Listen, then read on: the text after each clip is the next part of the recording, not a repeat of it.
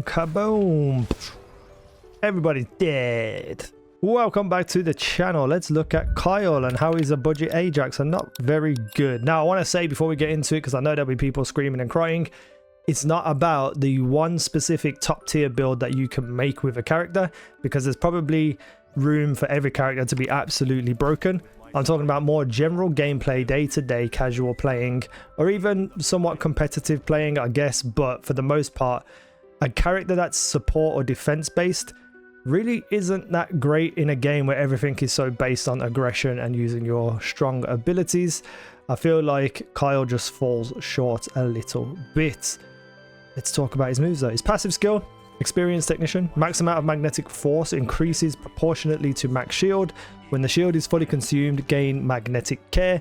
This effect has a cooldown. Magnetic force gradually decreases while out of combat. So the more shield that Kyle has, the more magnetic force he can accrue.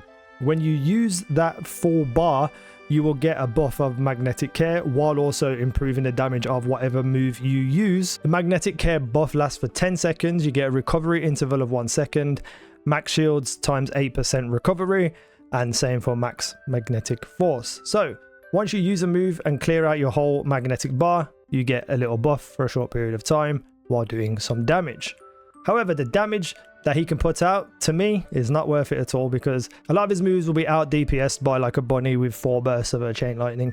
You can add mods to him, obviously, make him stronger, but for the most part, to get to these big powered moves, there's just one too many complex steps. So let's use this move, for instance. Boom. You can see at the bottom, I get like a little tiny bit of purple. This is the magnetic force. The more of that I have, the more damage my big moves will do. So if I was to just use these, you can see how long it would take me to get to the top of the bar with the amount of shield that I have. If I maxed out his shields, it probably would get there a little bit quicker. But for the most part, I don't think anyone's really going to be building into shield. You know what I mean? It's just not a typical thing. Maybe you do with defense characters, maybe not, but it just doesn't seem viable to get all the way up to the maximum of your magnetic force using just a couple of moves. And there we go. We're roughly now at the top. That was about 5 to 7 of the LBA moves, the one moves. To me, absolutely not worth it. But if I was to launch this from here now, you can see that I go boom and I do a lot of damage. But to get to that point, it doesn't seem worth it. So that move we were using is Repulsion dash. Charges forward to deal damage and inflict knockback on colliding enemies. Dealing damage to enemies recovers your magnetic force proportionately to your max shield. When the skill ends, grant defense plus to self. So when your skill ends, you get a defense increase amount of 150% and lasts for 5 seconds. But the best thing about this move is that it has knockback. You know, it's not necessary in this game, but it's definitely a nice added perk to this specific move. This is non-attribute and tech, by the way, and non-attribute dimension are his other moves. So you can buff this up. Now, when I was doing the gameplay, which you'll see a little bit later with Ajax, it was doing about 60,000. And then in here, it's doing like 85,000 with a non-dimensional buff and a tech buff. Now, his second move is completely useless. Look. No, I'm just kidding. This requires people to be shooting at you. Every time you take a bullet on this, it gives you magnetic force. You can move around with it and walk around with it. So if you needed to protect yourself and take some bullets, you can. It's a fairly good idea, but honestly, Ajax's one is much better. You put down a shield, stand behind it, and every bullet reflects back and kills the enemy. They don't reflect back with this one. This one is just you hold it there and you gain some magnetic force. So to get to his big ability, you need a lot of enemies that shoot at you. If there's 1 or 2 and then a whole bunch of melee guys, there's no point in using it. It's a strange choice of character. If this reflected some damage, might be worth using, but the skill description for Magnetic Bulwark extends both hands to create a barrier in front of the blocks enemies' ranged attacks. Every time the barrier blocks an attack, recovers magnetic force proportionate to the damage blocked. So you block, you take damage, you get that purple bar filled up at the bottom. I really wish you could make these things fire at you, by the way, because then I could show this properly, but you'll see it in the footage later. When you have a lot of purple bar, the only move that seems worth it for Kyle is his big move. But the other move we're going to talk about is fairly decent. Magnetism spurt. When hit by enemies during this state, the magnetic force is consumed instead of shield and HP. So you don't take any damage whatsoever, only to your magnetic force. When all the magnetic force is consumed, or by interacting with the skill button again, so if you press the skill button again, it discharges the magnetic force to deal damage. When the skill ends, restores shields to nearby allies proportional to max shield. Nobody cares about helping their teammates in this game. It's not that important, to be fair. If it gave people like a full-on like double health, double shield, then maybe. But for the most part, it's just not worth it. So what you'd usually do is you'd pop it, you take some melee damage, and every time you take a hit, that purple bar will go down. And then eventually when it reaches the bottom, you can make it go boom and do a lot of damage in the radius. But I don't think it reaches far enough on its own. You probably need a range extender to really make use of it, because like I only hit what, 5, 6 of those enemies then, and not all of them. It should be all of them realistically.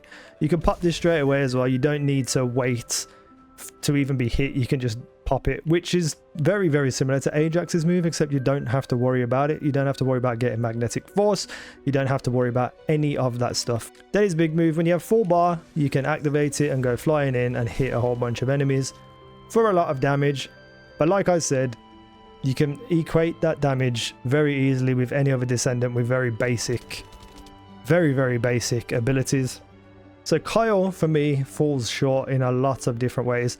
I honestly don't even think he's worth researching, let alone buying. I've tried to love him, and his abilities and his kit have interesting, unique things, but they just don't matter in this game at the moment. For what this game is, it's about aggressive play with loads of abilities. It's just not worth it.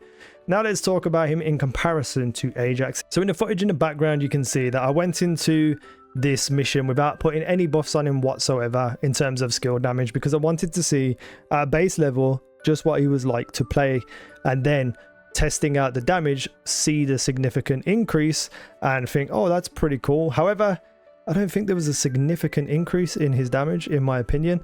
So I went in and I was using every ability that I could, and it just felt like I had slowed down and was running around in slow motion, because you have to build up that magnetic force. You have to stand there and take damage before you can get the maximum amount of return on your investment on the one that you pop, like Ajax. And then if you do manage to get all your ability and you haven't fallen asleep yet, you can pop his big thruster move and land and blow up opponents. However, it is so weird the way it works. Wherever you land, it only damages enemies in front of where you are. Anything behind you or to the sides rarely takes any damage whatsoever, especially the people behind you. If you fly over someone's head and hit the floor directly behind them, it's very rare you're going to actually hit them with any damage.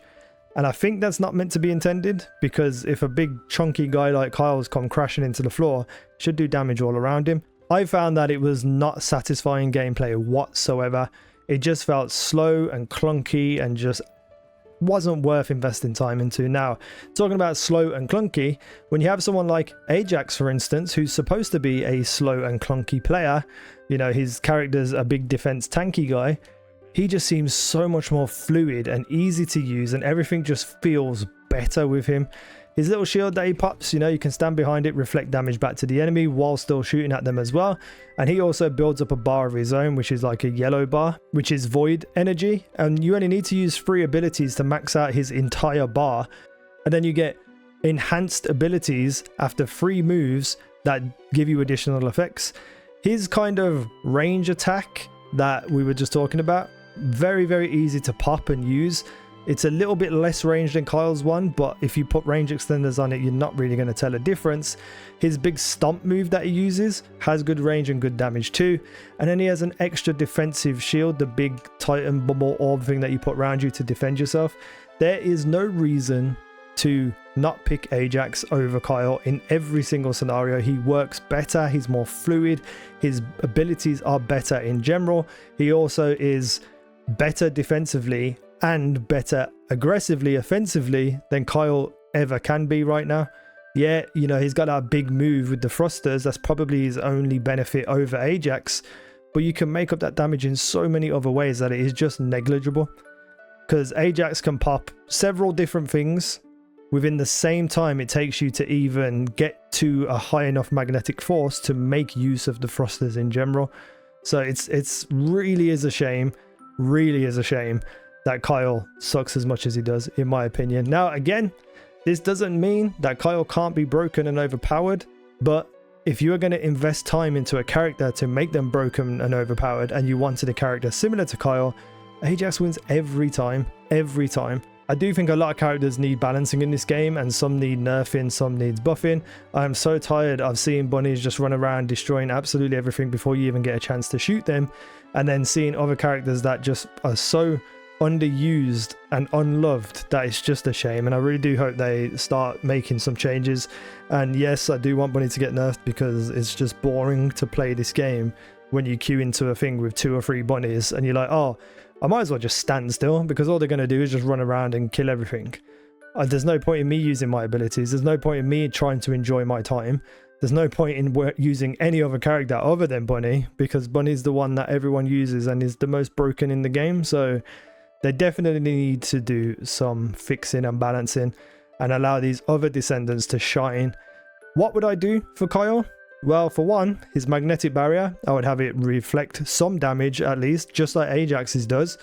And if you are going to reflect damage, then maybe potentially give him less return on the magnetic force when you do that. Not a dramatic amount, just a little bit less, because not only are you building up that magnetic force to do more damage, you're also doing damage at the same time. So reduce the amount of magnetic force you get while reflecting bullets. His shoulder charge that he uses, great move, but the cooldown between using each one is too long. So when you do a shoulder dash repulsion, whatever it's called, you have to wait like a second for it to click back in for you to use the next one, and there's 3 in total before you run out of skill energy. I really wish there was less time between each of them, so you can just bang them out and, you know, get a good return for your investment on using those abilities. For his attack, that, you know, you take all the melee damage and stuff and then you repulse it out and do like a big blast, just make the range a little bit better. And for his big thrusters, needs to have better control over where you're landing, because it feels really clunky when you're flying through the air. And no matter where you land, everything around you should be hit in equal amount range around you, not just like in front of you. And I think it should cause a bit more damage as well, just to make him viable to get to that point. But those are just my thoughts on the character. If you play Kyle, if you know a good build for Kyle, let me know down below, because I would love to find out his little hidden secrets that might make him a viable, fun character. But at the moment, he just feels slow and clunky and just not worth playing, researching, or buying. That's it really. Thank you for watching. I've been Easy Now. You guys have been awesome.